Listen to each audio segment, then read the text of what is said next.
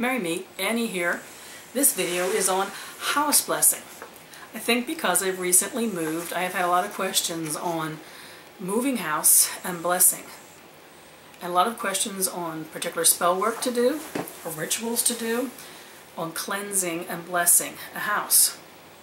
I'm not moved to offer any specific ritual for this because what I moved to share is my thoughts on house cleansing and house blessing. And maybe it would lead you to think about, if you're thinking about what you want to do, if you're moving, have moved, intend to move, why would you do the bits and pieces which might be considered house cleansing or house blessing. I'm going to admit my early training involved a very long involved ritual of asperging and censing every room and sealing windows and doors and plumbing, and really going to a long exotic ritual of cleansing a house. And then some act done after that to bless the house.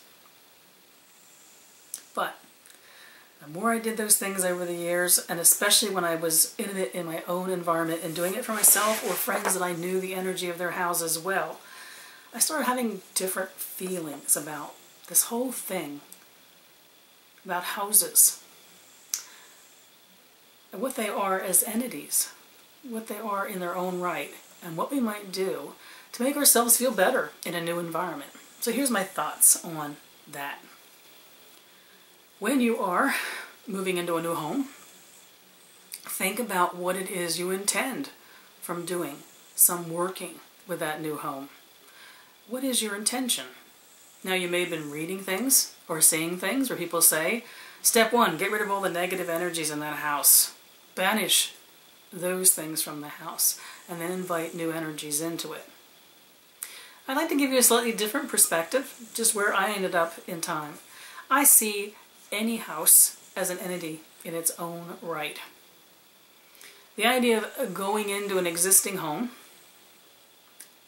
banishing it down to an energetic level of null, and then filling it up with what I choose to me is, in a sense, a murder of an entity. That doesn't mean I think that there aren't things in a home that you might be moving into that you need to have balanced out energy-wise. By all means, you don't know necessarily what's going on within the walls of that house. I'm not saying that kind of work doesn't need to be done. I am saying that the blathering through and cleaning out and leveling out the energy of a space doesn't seem to be appropriate when it comes to homes. I was very highly influenced when I was researching ways in which I might want to do house blessings for others by a Hindu philosophy. And that philosophy is called Vastu Shastra. It sees the energy of a house as an entity of its own. It takes into consideration the 5 elements. And the 5th element, which has many different ways of looking at it in that philosophy, has to do with what we think of as the etheric or the akashic energy, but it also has to do with the energy of space, especially space within a structure. That the space itself, the construct of the building, the materials in the building, and the space within the building become one entity in its own right. Now, if you're thinking of a house in that sense, no matter who's lived in it, no matter what land it's sitting on, what energy has been in it or around it, that house becomes a living, breathing entity. So can you see how someone like me, who used to be the first one to banish energy out of that environment, to then seal the environment, and then to bring in to that capsule I've created the energy I would choose to. Smothering that energy is how that feels to me, and has for many years now. The in and out, the air that moves through the house, the house's connection to the land and to the sky, to the seasons, to the sun, to the moon, you name it. It is its own space within this wider space. And I respect it differently than I did when I first did house blessings. Probably for the first 10 years I was doing it in a very structured, old school way. So I would My steps when it comes to house blessing is be with the house. If you're lucky enough to have a little bit of time to spend in the house when it's still empty, you will sense its personality. So the first step might be to make sure you have cleaned it, physically cleaned it, to eliminate busyness and things that might be leftover possessions from someone who was there before. Spending time being with the house in a sense of listening to it is a good place to start. I like to spend time literally going into each room and quietly sitting in some corner of that room and feeling what it feels like. To me, it's not about banishing unwanted things from a home that you're going to make your own. It is about balancing the energies that are already there. Throwing open all the windows and doors and turning on all the lights and experiencing it as an illumination, as an open space, works for me. Inviting the air of each of the elements to move through the house, letting them do what they do, which is balance the energies to a place of peace. That is different than destroying the energetic personality of this sacred space. It's not a sacred space because you're moving into it. It's a sacred space because of what it was built from, all the things that have happened in the house in its history, and the house on its own as an entity. Experiencing each of the rooms in the house and then finding the center of the house, what feels like the center of the house to you, and inviting in whatever way you choose to, the energies of the four elements to balance themselves, to me, is the most respectful way to bring energy into your new environment. Very similar to what we do in Circle, where we bring in all of the elements but expect them to be what we need of them, not overwhelmingly any one of them, but doing what they automatically do when they come together, which is balancing each other out. I use visualizations that tie that kind of energetic work with a new home as the winds of the four directions moving through the house. When I've visited each room and invited the winds to join me there, go on to the center and imagine that as a pivot point of the settling in of balanced energy. I'll go outside to the four corners of whatever property came with it and imagine those winds at my back moving through me and surrounding the house and settling on that center point I've envisioned in the house, bringing everything to a peaceful conclusion, more or less, allowing the house to breathe, kind of become its best self. I like to bring something from the old house to the new house before the big move happens. It may be something from each room. It works wonderfully to involve your family if you have children and ask them that the one thing from their bedroom, which is the thing that matters the most to them, make a ritual about taking it and offering it to the new house, into their new room. I do that with every room in the house, kitchen and living space, every place that has memories and energies from the old house. I take one thing, which is a symbol in a positive sense of that room in that environment, and bring it to the new house. I also like to do something which is also Hindu inspired. Again, the Vastu Shastra thing really made an impression on me when I first read about it. There was something so beautiful called the Griha Pravesh, which is first entry. The pausing at the portal to your new home. Acknowledging you are stepping in to the embrace of this new environment. Kind of a sacred pause at the portal. It is an honoring of the moment which is intentionally respectful. You can do that at any time. The next time you're coming home, pause at the portal. Stop at your door before you step foot over. Quiet yourself for a moment and step in knowing you are stepping into an environment which is deserving of your respect. I do find that The whole concept of first entry and making an offering of something to each room does work best if you haven't already moved your furniture in. But play with it if you've already moved your furniture in and you're looking to do a blessing or a re-blessing. Kind of a re-familiarization with your sacred space of home. Take something in each room that is the most powerful thing to you. Set it in the center of the room or hold it in your hand for a moment. Honoring the space in that room. Honoring the energy of the person or persons who spends the most time in that room. Making offerings of health. Thinking of contentment within that room. Channeling that kind of energy in the environment. Yes, you can do it once you've already moved in. Keeping in mind what your intent is and why you might do any particular action. It just seems to work particularly well if you have the opportunity to do it when you are working with an empty house. It seems like you get more of a sense of what the house's personality is before you then blend yours and your family's with it. Think about what you might want to invite into that new house. Whether you want to do it once you've moved in, kind of settled in, built your own hearth, or whether you want to do it ahead of time and have it waiting for you there. Think about what you want to invite into your house. Do you have ancestral energy you'd like to surround yourself with? Do you want to make a particular invitation to your gods, to the elements, to guardians that you consider part of your life and your family's lives? Think about how it should be done and with whom it should be done.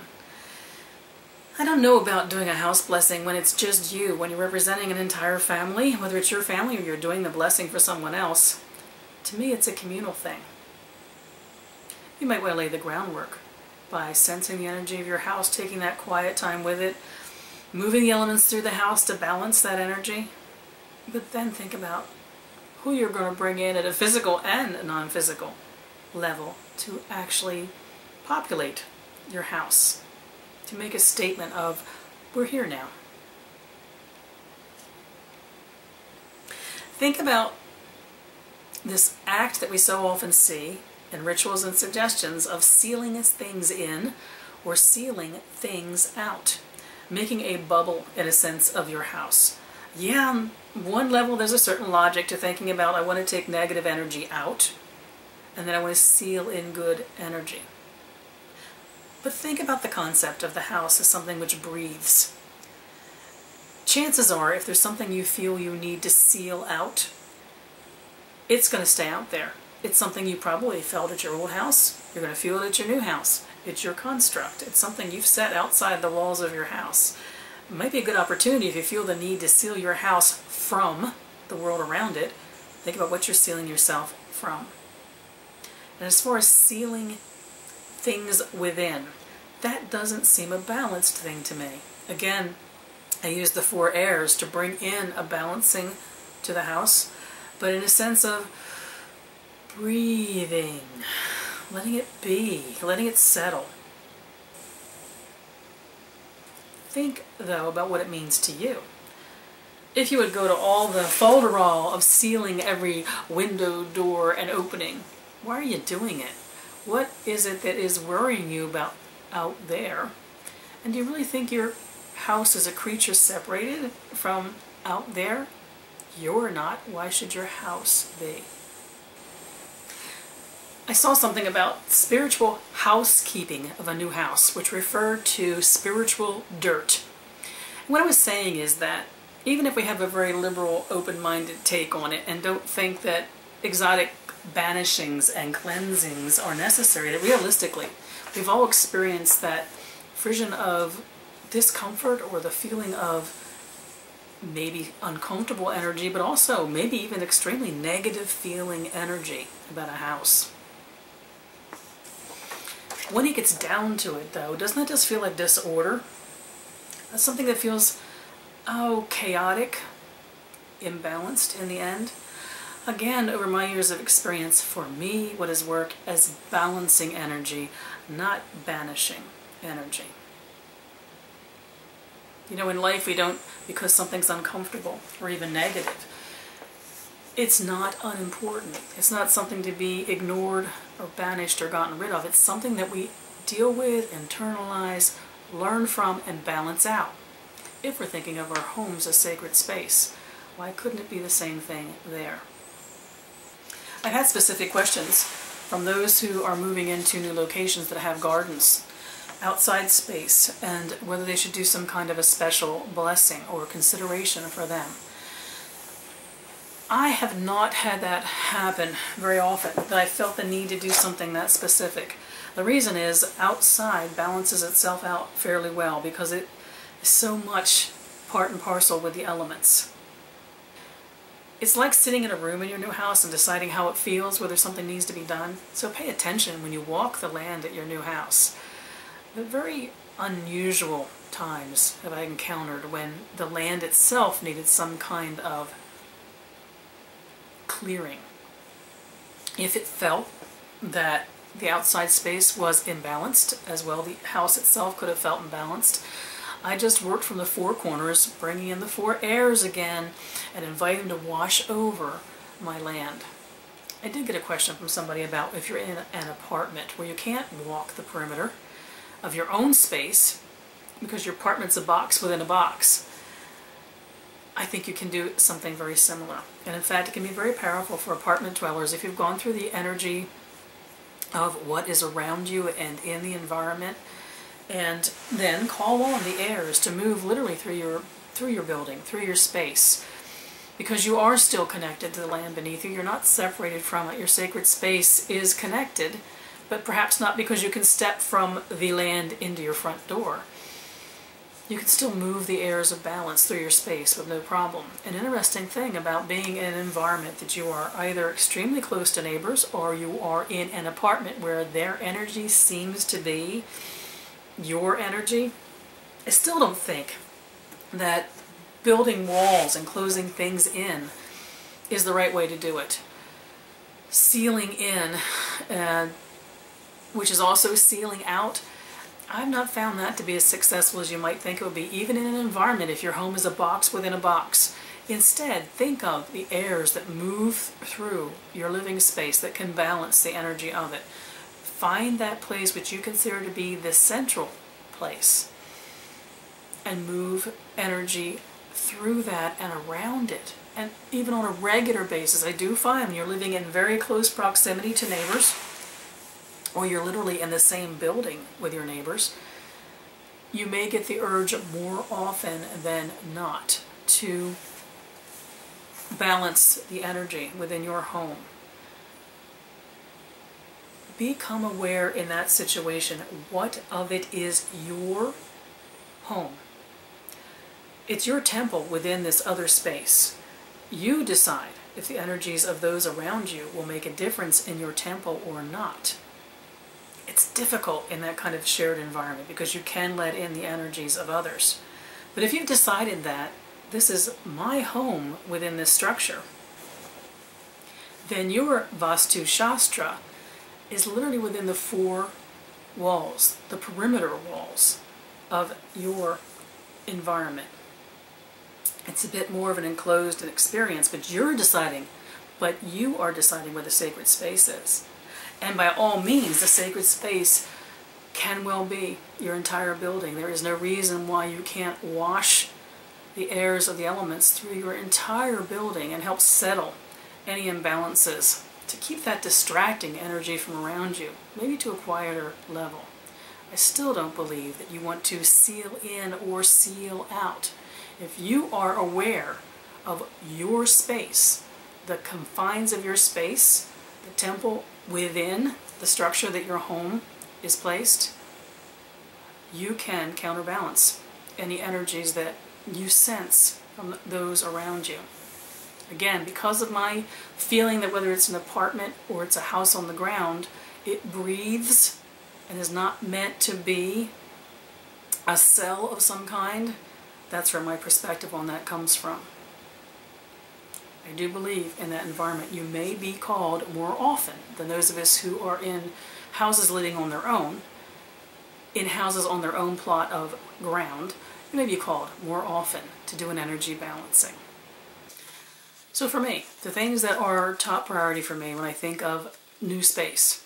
First, celebrating my old space, leaving that space with the best balanced energy that I can, taking some of that beautiful energy with me whether intentionally through specific objects for each room, or by involving my family or the friends I'm doing the blessing for in the blessing of the new place and bringing with them that glorious energy that has been part of their experience of the old house. There's responsibility of leaving that old sacred space in a balanced state, not just thinking about the new place you're moving to. Taking some of that energy with you, acknowledging there's nothing better before you leave a house, of acknowledging the beautiful things that happened in each room of your house. That energy then follows you, even if you don't have an intent, without you having to do a lot of intentional work to make it do so. So for me, it's not, as I've mentioned, sealing in or sealing out. To me, a house is a living, breathing energy that things move through in its own right. It exists. It strives, to my mind, for balance, as does everything. Think of what means you might use to bring balance to your new home. To me, that balance is inclusive of the past and the present. Your house doesn't cease to be one thing and begin to be a new thing because you are now living in it. To me, it is history. You can influence the energy in your house and make your present and your future a beautiful state, a beautiful environment. But you never are separated from the fact that it existed before you got there. To me, it's about connecting your new home to the land and the elements, and however you do that, making an offering of each element in the room can work for you if you want something more ritualized. Bringing in the 4 airs works well. Establishing something which feels like the center of your house and building your energy of your house around that pivot point, that works too. It's a matter of sensing it and deciding what you want to do. To me, it is the concept of the 5 points of the pentacle. The 5th point being the sacredness of space. In that sense, space is seen as the environment, the constructed environment, that which was built, which calls together and offers a safe haven for the elements, a place within which they will naturally balance. To me, the energy of your new house will be embracing what it has to offer and bringing the best of what you are. It's the foundation for how it and you will partner and grow going forward. To me, it's the energy of dawn and twilight, things which rise and fall, the ebb and flow, the movement of air. And it's about the blessing of sunshine and twilight, both activity and quiet. And it is about what we choose to invite into it, what we celebrate at the very start, what we continue to bring into it, how we feel the ebb and flow of energy and emotion and family move in and through it. It's its natural tie to the land and to us. Here is a quote that I am fond of. It is from Philip Moffat. I have no idea where I found it, but I've had it for quite some time. A house is a home when it shelters the body and comforts the soul. And to me, as you know now from listening to this video, the body and the soul is also the body and the soul of the sacred space of the house. I wish you mirth and reverence. Mary Part.